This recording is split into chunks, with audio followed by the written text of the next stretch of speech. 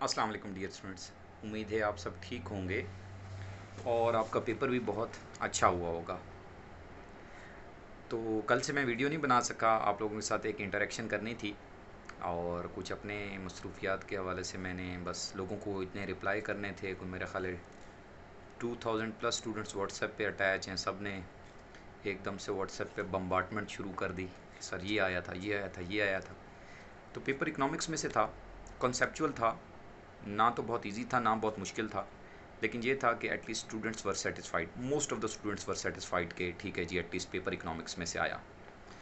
तो बहुत सारे स्टूडेंट्स को पता भी चल चुका है कि मतलब किन किन बुक्स से आया और बहुत सारे लोगों ने अपने रिजल्ट्स खुद बना लिए हैं। मैं पर्सनली बिलीव करता हूँ अगर आप सेटिस्फाइड हैं और अपने अपना पेपर अच्छा करके आए हैं और आपको उम्मीद है कि आपके 45 प्लस आ जाएंगे, गर्ल्स के 45 प्लस आते हैं तो आपकी मेरिट बन जाएगी इंशाल्लाह। और बॉयज़ की मेरिट अराउंड 50 प्लस होगी, जो कि 50 और 60 के इन बिटवीन होगी।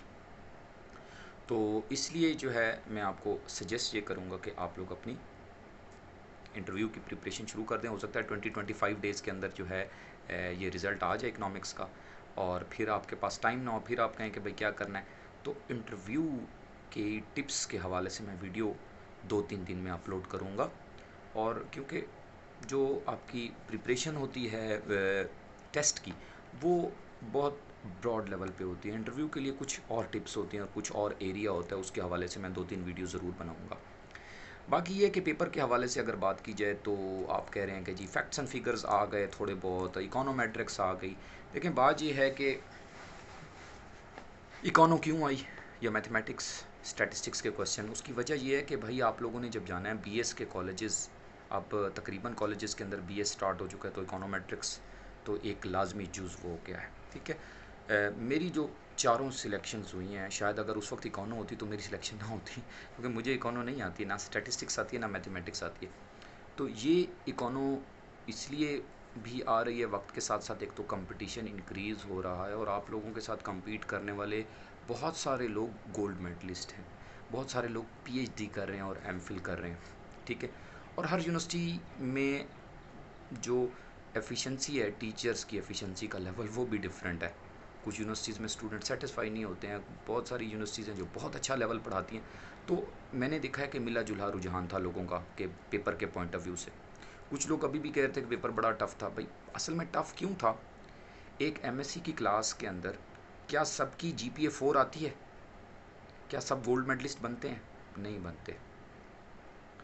मेरे टीचर जो हैं, बहुत अच्छे टीचर हैं, डॉक्टर ज़ाहिर फरीदी साहब, वो कहते हैं कि जी लेक्चरर या प्रोफेसर इस फील्ड में सक्सेसफुल दो किस्म के लोग होते हैं।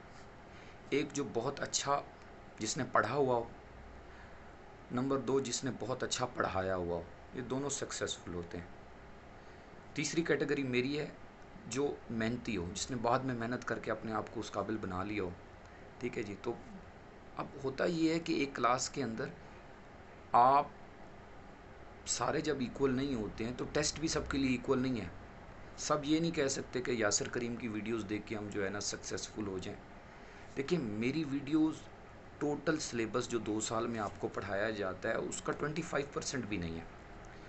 मेरे पास टाइम नहीं था, बहुत सारी वीडियोस मैं नहीं बना सका। मैंने कोशिश की बहुत सारे एरिया को कवर करने की, लेकिन ये है कि अभी भी एटलीस्ट अगर मैं वीडियोस बनाऊं तो मोर देन 40-50 वीडियोस बनेंगी जो कि मुख्तलिफ टॉपिक्स के ऊपर होंगी, जिनको मैंने ईजी समझा लेकिन आपके लिए मुश्किल था।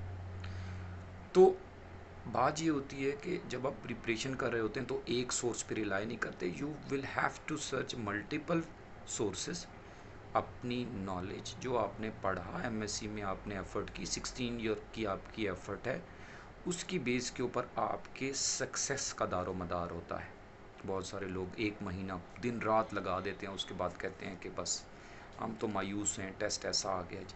बात यह है कि वो लोग जिन्होंने 16 ईयर्स लगाए अपनी एजुकेशन में, they got the gold medal और पोजीशन होल्डर्स हैं, और यू नो दैट कि अब वो ज़ाहिर सी बात है उनको एक एज होगा और वो 2 दिन में प्रिपरेशन कर लेंगे। मैं पर्सनली अपनी ये जो मेरी सिलेक्शंस हुई हैं उससे पहले मैंने 2-3 ईयर्स मास्टर लेवल को पढ़ाया। अब मुझे सारे का सारा सिलेबस जो है वो सारा याद था इकोनॉमिक्स का। ये जो भी मैंने अपने लेक्चर्स अपलोड किए हैं, ये चीज़ें मास्टर लेवल को पढ़ा पढ़ा के एकेडमीज़ के अंदर मुझे ज़बानी याद हो गई। तो पर्सनली मैं प्रिपरेशन करने के लिए टोटल 2 दिन के लिए बैठता था, सारी बुक्स उठाई, एक नज़र देखी, आँखें अच्छी ठीक है जी ये चीज़ें आती हैं, और उसके बाद टेस्ट देने चला जाता था और टेस्ट पास हो जाते थे जितने भी टेस्ट दिए। तो ये कुछ जो है ना आपको गुजारिशात करनी थी कि मायूस नहीं होना चाहिए, और एक आपने जब टेस्ट दिया है तो उससे आपको लर्न करना चाहिए कि कौन कौन से एरियाज़ जो हैं वो मेरे वीक थे और मुझे अब क्या करना चाहिए। देखें, विद इन 6 मंथ एसएस की सीट्स भी आने के चांसेस हैं, और कॉलेज सेटअप की दोबारा भी कुछ नया कॉलेज सेटअप बन रहे हैं, उसकी भी सीट्स के आने के चांसेस हैं। तो प्रिपरेशन तो अपनी आप जारी रखें। बाकी जो सीट्स हैं 60 हैं आई थिंक गर्ल्स की, तो आपके तकरीबन जो हैं 300 प्लस 320 प्लस गर्ल्स जो हैं इंटरव्यू के लिए क्वालिफाई करेंगे, और बॉयज़ के तकरीबन 250 प्लस जो है ना 260 अराउंड जो है ना लोग क्वालिफाई करेंगे रिटर्न इंटरव्यू के लिए। तो इंटरव्यू की वेटेज बिलीव मी आपके रिटन टेस्ट से भी ज़्यादा होती है। रिटन टेस्ट की 100 वेटेज होगी, इंटरव्यू की 200 वेटेज होगी, और बाकी आपकी डिग्रीज़ हैं। सो इंशाल्लाह आप में से जो रिटन टेस्ट क्वालिफाई कर जाएँ, और अगर उनका मेरिट में अगर मेरिट शो करता है, पहले तो पीपीएससी मेरिट शो करता था टॉप टू डाउन, अब तो अल्फ़ाबेटिकली आ जाता है। तो एक लोएस्ट पर्सन जिसकी मेरिट में वो 300 प्लस में आ रहा है मार्क्स कम लेने की वजह से, उसका भी इक्वल चांस होता है जो मेरिट में टॉप पे आता है।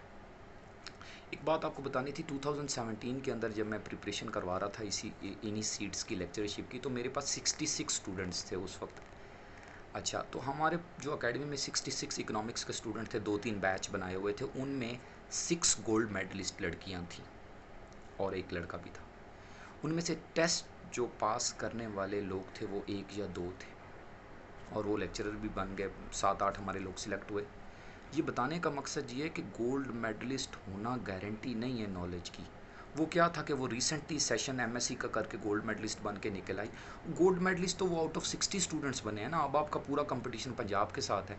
कितने लोग हैं जो 10 साल से अप्लाई कर रहे होंगे, 5 साल से पंजाब कॉलेज, सुपीरियर कॉलेज या प्राइवेट कॉलेजेस में पढ़ा रहे होंगे, अकेडमीज में पढ़ा रहे होंगे, उनके साथ कंपटीशन एक गोल्ड मेडलिस्ट लड़की या लड़का नहीं कर सकता, क्योंकि उसको जो टीचर ने पढ़ाया 2 चैप्टर पढ़ा दिए, किसी ने 6 चैप्टर पढ़ा के उसको एक जनाब 4 की GPA they the. Now she is happy और ही इज़ हैप्पी कि बस मैं तो जी बहुत बड़ा गोल्ड मेडलिस्ट बन गया हूँ, अब मैं सिलेक्ट हो जाऊँगा।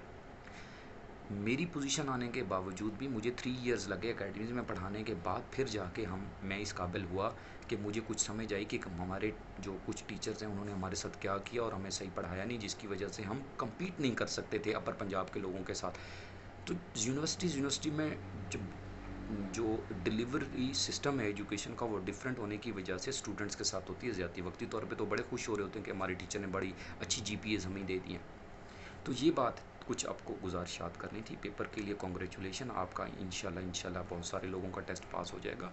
तो ना उम्मीदी नहीं होनी चाहिए आपको। तो इंशाल्लाह क्या होगा कि ये आपका रिज़ल्ट बहुत अच्छा आ जाएगा 20-25 डेज़ के अंदर। बस आप प्रिपरेशन अपनी जारी रखें। नेक्स्ट वीडियो इंशाल्लाह बड़ी जल्दी मैं अपलोड करूँगा। Thank you. अस्सलाम वालेकुम।